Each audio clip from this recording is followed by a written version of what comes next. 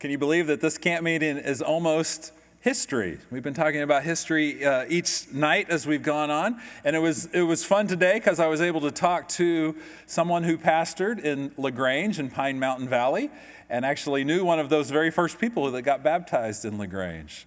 I talked to the granddaughter of Fortis Dedamore, who is here tonight and lives in this community. And last night I was reminded of a mistake that I made because I mentioned that the Georgia-Cumberland Conference is East Tennessee and Georgia and one county in North Carolina. And I failed to mention that there's also one church in Alabama. And so we cannot forget Vice Grove. I've even preached there before. So they had several members here who kindly reminded me of that mistake that I made. So as we've talked about different churches in different areas, I want tonight to focus a little bit closer to where we are tonight. One fascinating story comes from 1968, which was a traumatic time in the history of the United States. And it comes from a little place called SMC. Did anybody here maybe go to SMC? I see a few hands of Southern Missionary College graduates. Well, in 1968, at SMC, there were often on Sabbath afternoons something called jail bands.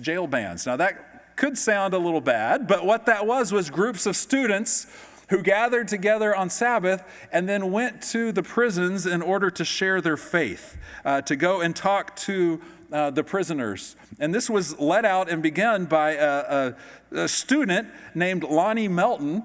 And he was familiar with this type of ministry because he had been a prisoner. And God changed his life, and he was a ministerial student here at Southern Missionary College. And so he gathered with some of his classmates and friends, and they would go and do worship services. And eventually, there were up to 250 inmates who were attending the services, 25 who were studying the Bible on a regular basis, and at least 7 who ended up getting baptized. It's pretty amazing that young people were willing to put themselves out there, go out of their comfort zone in order to help expand his kingdom. And while today, I'm guessing it might be a little more challenging for 18 and 19-year-old college students to get into prison ministry, there are many ways that young people, as you gather together, as you focus on others, that God can use you to do incredible things. Now that's an awesome story, just like that 7 people were baptized because of students. But if you dig a little deeper, I think it's got even a neater little twist. One of those students' name was Ralph. He was a junior theology major, and weekly, along with some other students, they would meet with a prisoner named Gene. And eventually, Gene went through the Bible studies, and he decided he wanted to be baptized. And so they went to the pastor of the Cleveland church. It was not yet Bowman Hills, it was the Cleveland church. And the young pastor of the Cleveland church baptized this prisoner. Pretty neat story. Well, let's dig just a little bit deeper, because that junior named Ralph is Ralph Ringer. And if you've been around here, you know that Ralph Ringer later became the evangelism director of the Southern Union. And that young pastor who was willing to baptize that prisoner was named Ron Halverson, who has an amazing testimony of gangs with God, and also went on to be one of the leaders of evangelism in the Southern Union for many years. And I was able to do a field school of evangelism with him.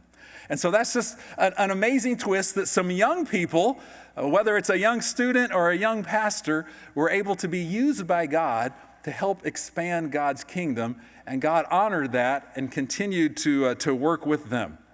Now let's do one more story.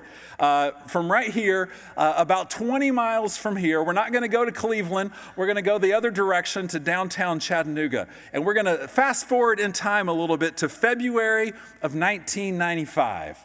Now in February of 1995, you could go to downtown Chattanooga and you could be in a place where about 66,000 people were listening to the gospel being shared all at the same time, because you would find yourself at Net 95 with Mark Finley, who was then the speaker of It Is Written, and the very first large-scale satellite evangelistic series was hosted right here in downtown Chattanooga. I wonder, did anybody attend Net 95? I see lots of hands. let's go one more step. Did anybody here get baptized or know someone that got baptized during Net 95? I see a couple hands. That's an amazing story that this many years later, that event is still making an impact. As people gathered together in churches all across the country, in several other countries, watching a screen and watching something that was taking place right here in Chattanooga. And so it's just an amazing testimony of how God is able to use technology to reach people.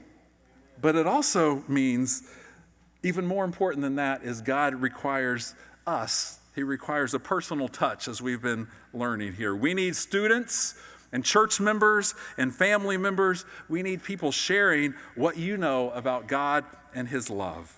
And we've heard just a few of the faithful stories of how God has been expanding his kingdom. We know he has done it in the past, and we know that he can continue to do it today.